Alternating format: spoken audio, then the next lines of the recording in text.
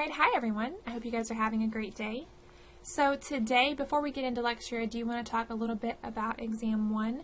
So most of you have taken Exam 1. Remember that it is due by noon, that's 12 p.m. on February 15th. So make sure that you take the test by the deadline. And I do want to address the opinion questions. So for every test, there are going to be 2 opinion questions that you will get full credit regardless of which answer that you mark.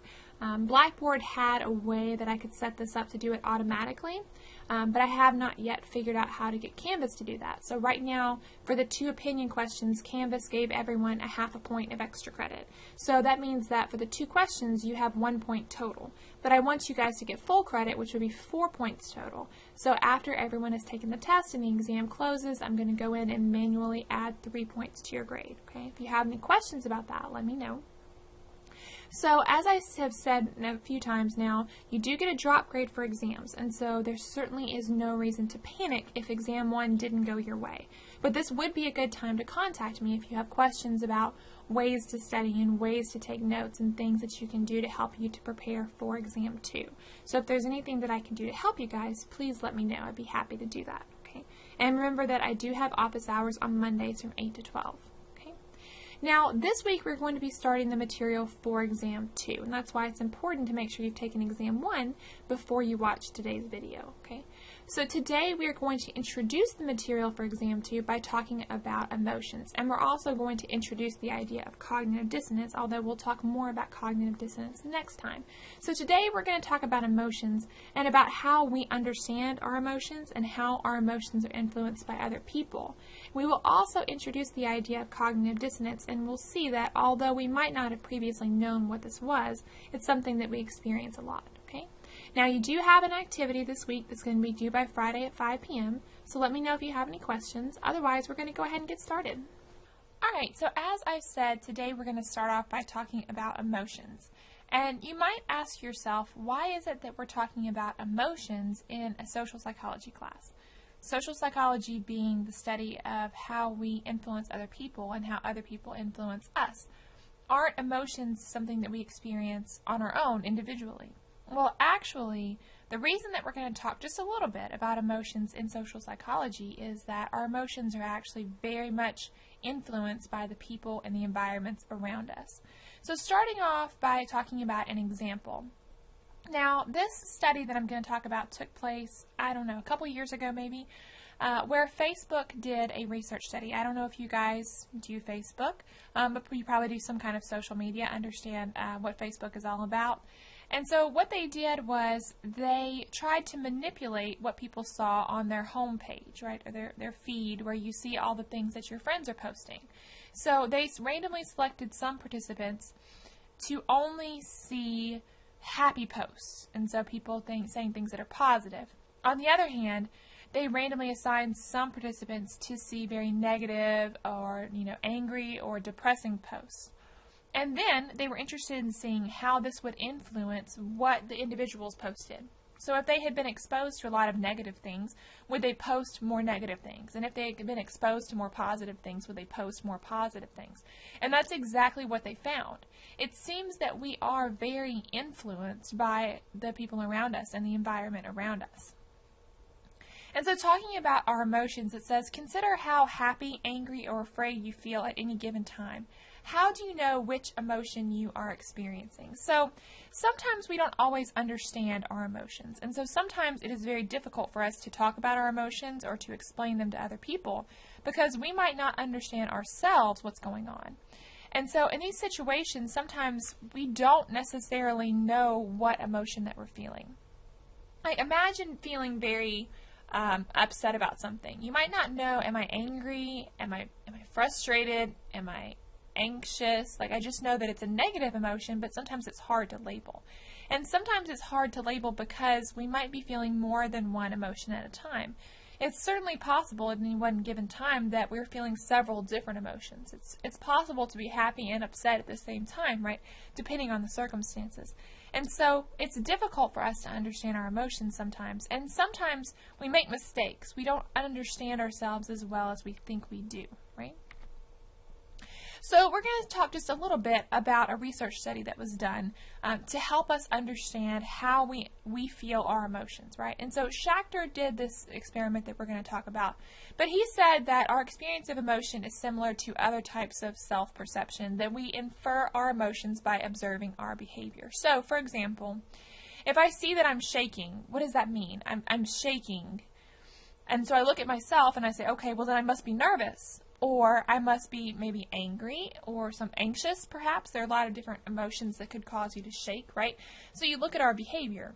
Maybe we look at our behavior and say, wow, I'm smiling, I must be happy. Or, wow, I am yelling, I must be upset. Schachter would say that we look at our own behavior and then try to understand why we are doing those behaviors by labeling what we're feeling, by giving a title to our emotions, right? So he would say that we experience emotion in a two-step self-perception process. Basically, what we do is we experience physiological arousal and we seek an explanation for it. Okay? So, for example, let's say that we're having this sympathetic nervous system activation, right? So, if you're not familiar, the sympathetic nervous system is that part that controls the fight or flight response, right? So, when your sympathetic nervous system is activated, your heart is racing, your blood pressure goes up, your breathing gets faster, all of these things to help prepare us to either run away or to fight, right? Now, for example, if we feel that fight or flight, my heart is racing, my blood pressure is up, I'm breathing heavily, what does that mean? That's physiological arousal. Now I need to know why I am feeling that way, so I will look to my environment for it. What kinds of things could cause your heart rate to go up? A lot of things, right? Sometimes when we're really happy, we get really excited, our heart rate goes up. Maybe we're riding a roller coaster, heart rate goes up. Maybe we're angry, right? Heart rate, or anxious. There are so many different things that could cause that reaction. And so when we feel that reaction, we look to our environment to help us explain, right? So maybe sometimes we're feeling upset, but we're not really sure why we're upset.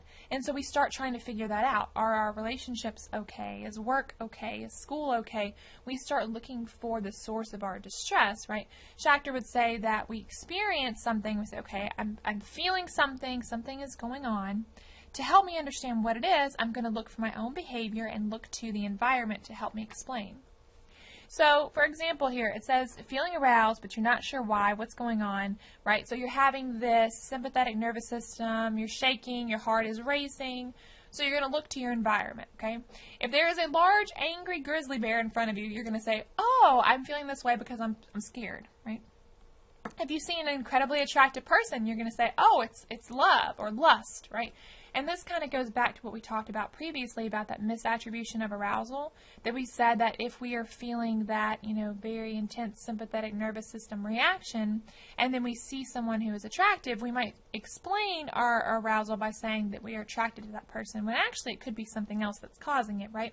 But if we see an incredibly attractive person, we say, oh, I'm in love or lust or whatever. If you're about to take a final exam, then you say, okay, I'm feeling that way because I'm anxious, right? Or if you're at the gym, you've been exercising, you say, it's not any emotion, I'm just feeling this way because I've been physically active. So in every single one of these situations, the person is feeling the same physiological arousal, but they would label it as different experiences or different emotions because of the situation. Like, for example, this person says it's fear, okay?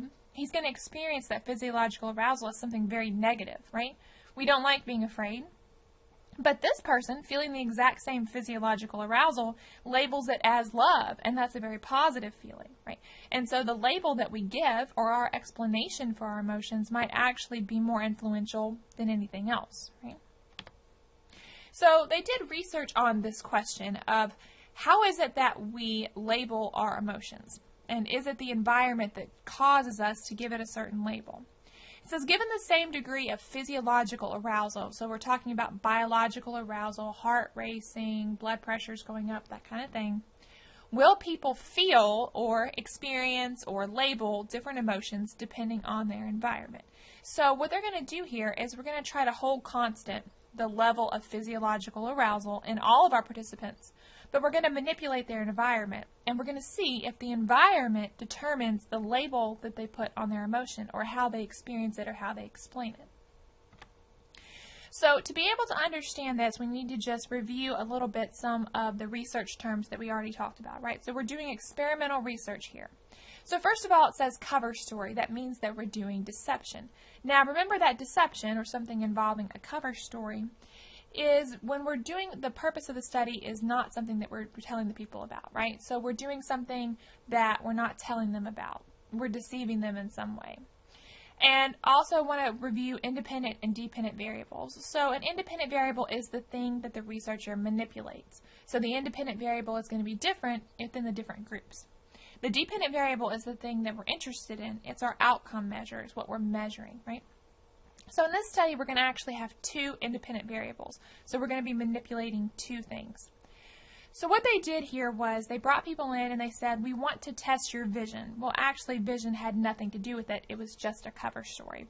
And they said, we're going to give you an injection. Okay. Now, one of the independent variables was the injection they received and what they knew about it. So independent variable 1, physiological arousal. So there was one group that got a shot of epinephrine. Now, epinephrine is adrenaline, right? And so these individuals received a shot of epinephrine and they were told, we've just given you a shot of epinephrine. Now, that means you're likely to experience, shaking, heart pounding, face flushing, that sympathetic nervous system arousal, right? So these people got epinephrine or adrenaline and they know that they did. The next group received a shot of epinephrine, but they were not told that they were given epinephrine, right? They said, what we're giving you is something called Suproxen. They just made up a name, right? And that it's mild. It should not give you any side effects whatsoever. It's just a mild shot, okay? So these individuals actually got epinephrine or adrenaline, but they don't know that they received it, okay? And then the last group was just the placebo group, the comparison group, the control group. So they received a shot of saline. This is the only group that did not get epinephrine. And so they were told that they would have mild, harmless, no side effects, okay? So what we're manipulating here is whether or not you received the epinephrine and whether or not you know that you did. The other independent variable, or the other thing that was manipulated, was the environment that they were placed in. Okay, so there was one group that was given a happy, very happy, euphoric setup or situation, right? So what they would do is they would have Confederates, which are researchers pretending to be participants. They would have Confederates in the room with them that were very happy, they were excited, they were playing games, they were having fun. Okay. On the other hand, in the other environment, they brought in angry Confederates who were in a bad mood, and they had them do insulting questionnaires, anything they could do to make the environment unpleasant. Okay? So the second independent variable is the environment, whether it's a happy environment or an angry environment. Now, the dependent variable, the thing that we're measuring, is the participant's mood. So we want to know if everyone has the same, or at least two of the three groups have the same level of physiological arousal, right? The two groups that received epinephrine will both have the same level of physiological arousal. Then we want to know how the environment will impact the participant's mood. Okay, so we're interested in the mood of the participants. So let's see what happened. First of all, our epinephrine-informed group. So this is the group that received epinephrine and they know that they did. They were told you've been given a shot of adrenaline and you're going to feel this sympathetic nervous system reaction. When they were put into the angry environment with the angry, it says stooge, but Confederate, they actually did not become upset because they felt that heart racing, heart pounding, blood pressure going up feeling, and they said, I'm not angry, it's the adrenaline making me feel that way. And so later when they were asked, like, how are you feeling, they did not say they were angry, right? Because they had a different explanation. They felt all of that physiological arousal, but they said, well, they gave me a shot of adrenaline, so that's what's causing it, and therefore they didn't report that they felt angry, even though they were put into a bad situation. Okay? The epinephrine ignorant group, these are the people that received the shot of adrenaline or epinephrine, but were not told they were given epinephrine. And so they're going to experience the same level of physiological arousal, but they don't know why they're feeling it. You put them in the group with the happy people, they become extremely happy. They're feeling the same level of physiological arousal, but because they don't know about the shot, they can't say it's the shot causing them to feel that way. So they feel that physiological arousal, and they look to the people around them to give them an explanation. Well, everybody else in here is happy. I'm playing games with them, so I must be really happy, and they had a really good time. You see that the only thing that's different here is the environment, is how they labeled it. So also then, the people who were epinephrine ignorant, the people who had received the epinephrine but had not been given instructions or hadn't been told that they had received the epinephrine, if you put them in the room with the angry people, they would become extremely angry. Why? Because they're feeling this physiological arousal, their heart is racing, blood pressure is up, but they don't know why they're feeling it because no one told them about the adrenaline. And so they'll look to their environment, they'll see the angry people there, the people that are upset, and they will assume that means that they are upset as well. And so I said all of that to say this, right? That emotions are somewhat arbitrary, right? Sometimes we don't understand our emotions. We don't know what they're feeling. And actually, the label that we give varies a lot depending on the people that we are around. So the take-home message here is that you want to surround yourself with people that are happy, right? Look at your own Facebook newsfeed or whatever social media you do and say, okay, maybe I want to not follow the people that are always posting negative things, because we know from research that seeing that kind of thing changes us, right? Maybe we want to be careful with the friends that we spend time with, the people that we spend time around, whatever control we have over the people we spend time around, because we are influenced by them, right? Our emotions depend on our explanations for arousal, right? So the way that we think about our situation influences the way that we label it and the way we'll continue to feel, right? It's certainly possible then that we could train ourselves to try to look for positive things and try to label our emotions as positive. It might be telling ourselves little lies, but that's okay as long as it makes us feel better, right? And speaking of little lies that we tell ourselves, that leads very well into our next topic. Now, before we start the slides on cognitive dissonance, I want to do a little activity here with you guys. Now, I realize this is an online class, and so you're just watching the lecture video, so we can't do this the same as we would if we were in an in-person class. And what we're about to do is not your activity for this week, so you don't have to turn this in, okay? This is just something for you. But it says that rate the statements according to the following scale. So what I'm going to do on the next slide is show you a series of statements. And I'm going to ask you to think about yourself the answers to those statements. You don't have to turn this in to me. You don't have to email me this. But what we're going to do is I'm going to show you statements. And for each statement, I want you to decide if you disagree completely, disagree somewhat, or agree completely. Okay? So I'm going to put up a series of statements. Now, there are no right or wrong answer here, but you just think about for yourself what your answer would be. And once again, you don't have to turn this in. Okay? All right. So academic dishonesty is wrong. So think about this to yourself. Do you completely disagree, somewhat agree, or completely agree? Okay? Bullying is an important problem that needs to be addressed. So think about your answer for this one. Completely agree, somewhat disagree, completely disagree. Okay? More needs to be done to solve world hunger.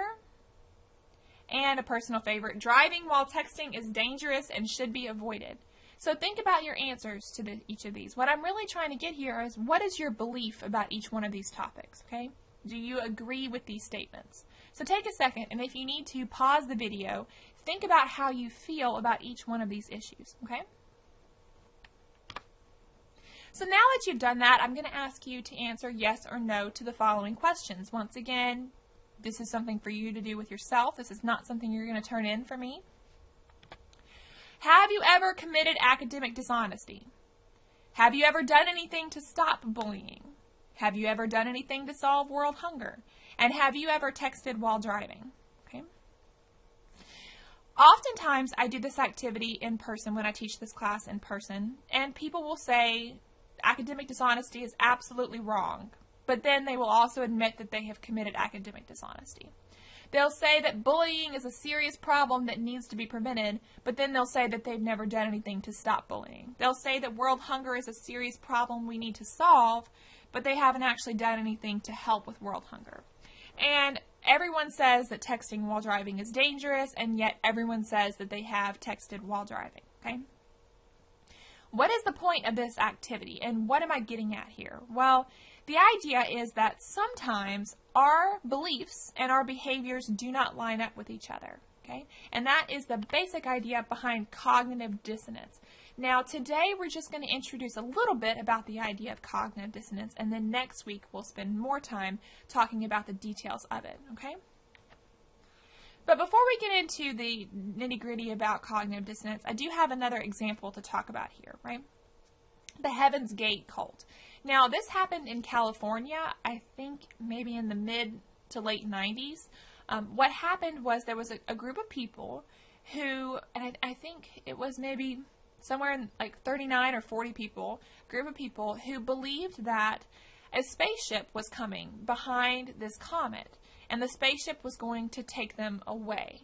Now, in order to be picked up by the spaceship, they needed to rid themselves of their current containers, in other words, their bodies. And so what these people did was they gave away all of their worldly possessions, and they told everyone, this is what's going to happen. We're going to get taken by the spaceship that's coming behind the comet. Okay.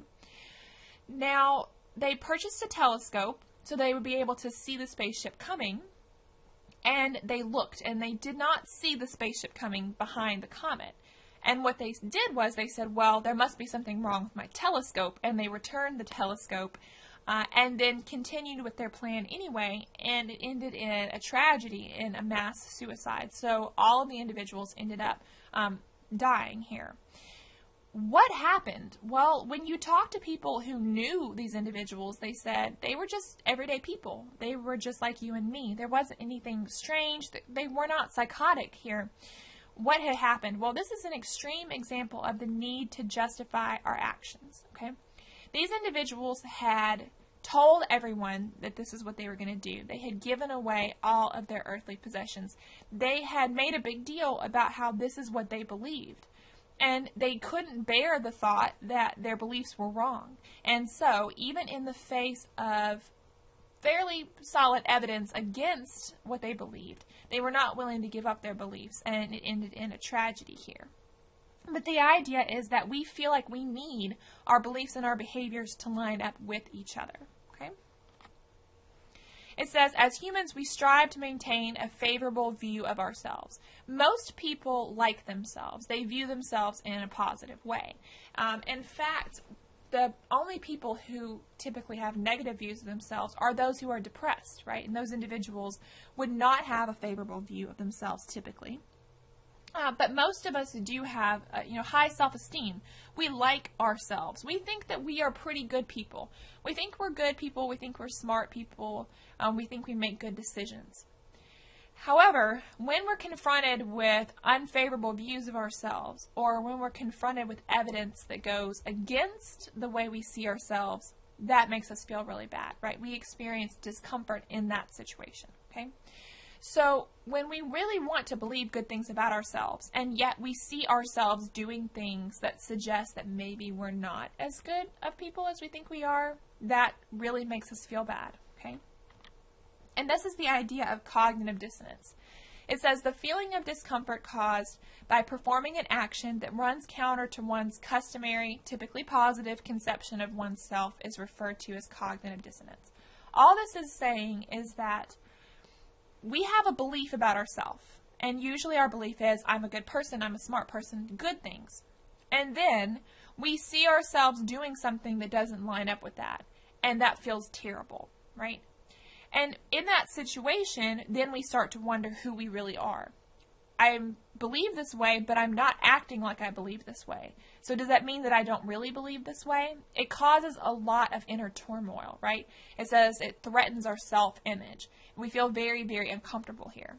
Cognitive, the word cognitive or cognition just refers to our thoughts, our way of thinking, something mental process. Dissonance is just meaning that the things are not going together. They're not meshing. They are not in harmony, right? And this is going to be a very uncomfortable situation. So let me give you some examples here. Perhaps we feel like we are a good person, we are an honest person, but we've been cheating on our tests, okay?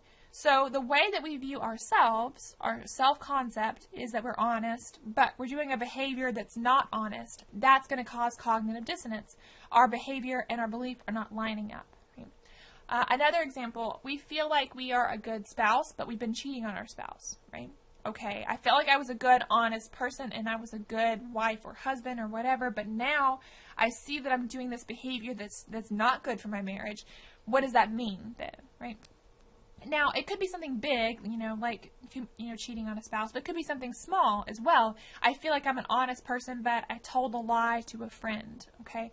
what does that mean then? Does that mean that I'm a liar? Does that mean that I'm not a good, honest person? And so then it starts causing us a lot of discomfort here when we realize that what we've been saying and believing and what we've been doing are not the same thing. And this is what I was trying to demonstrate in my little demonstration earlier when I said, you know, people will say it's dangerous to text message and drive, and they'll say they believe that, but their behavior suggests that they don't believe that because they're constantly texting while driving, right?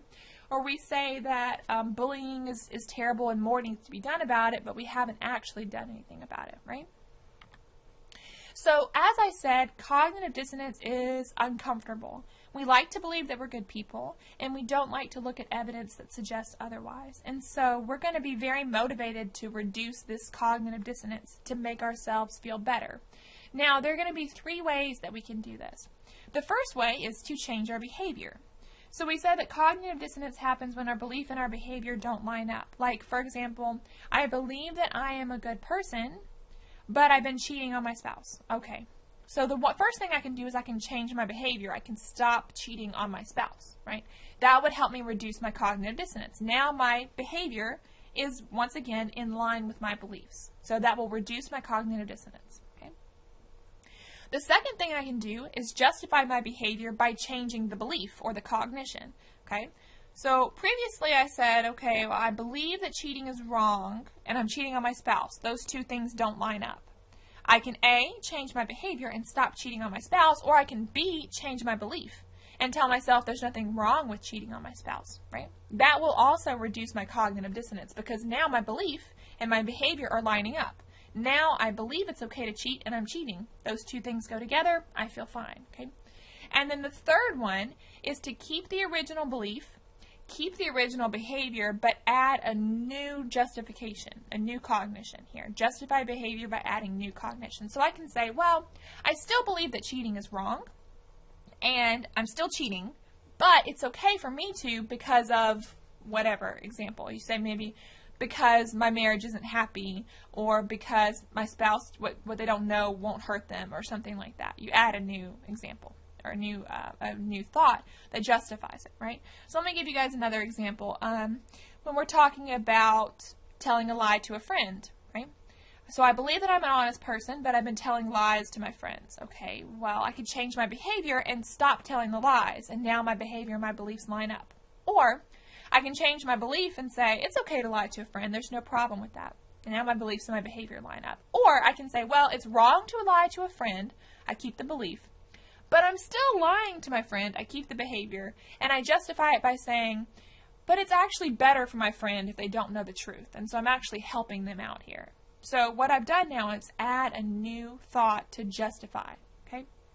Now you'll notice, and we'll talk more about this next week, that any of these 3 things will reduce your dissonance. So you will feel better after doing any of these 3 things. But you have to pay attention.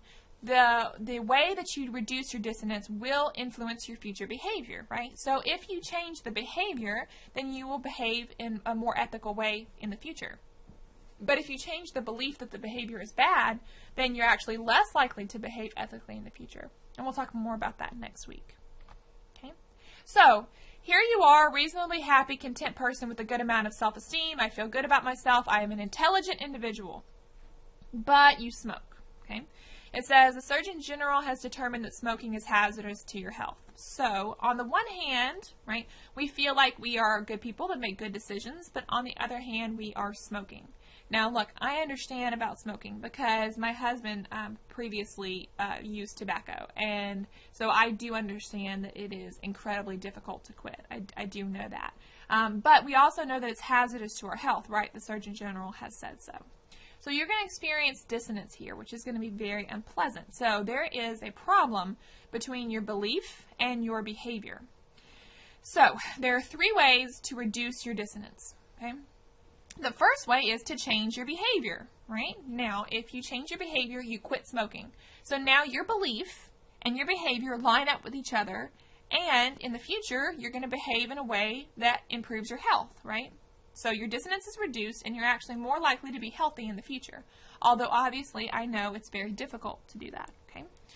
The next thing you can do is to change your belief, okay? And so what happens here is we say, okay, well, I'm going to continue smoking, but actually smoking is not bad for you, right? All of that research has been correlational. You tell yourself, I knew so-and-so smoked for 40 years and never got cancer, right? So you start changing the belief that smoking is bad. Now you feel comfortable because your belief and your behavior are lining up. Your belief is now that there's nothing dangerous about using tobacco, and your behavior is that you're smoking, so the two things go together, so you feel fine. However, this is not going to stop you from doing a behavior that is dangerous to your health, but it will reduce your cognitive dissonance. And then finally, the last one is that you can keep your belief, smoking is dangerous, keep your behavior, I'm still smoking, by adding another thought to help justify it. Like, for example, well, I know that smoking is dangerous, and I know that I'm still smoking, but it helps me to relax. I mean, my life is very stressful. I need something to relax, okay? I'm not perfect, but this helps me. I'll quit later when my life isn't so stressful, that kind of thing, okay? So, this is your activity for this week. So, this is what I want you to turn in to me. The thing that we did earlier was just a little demonstration for you. You don't have to turn that in at all. But for activity 4, what is cognitive dissonance? So I want to hear you explain it just so that I know that you understand what we've been talking about.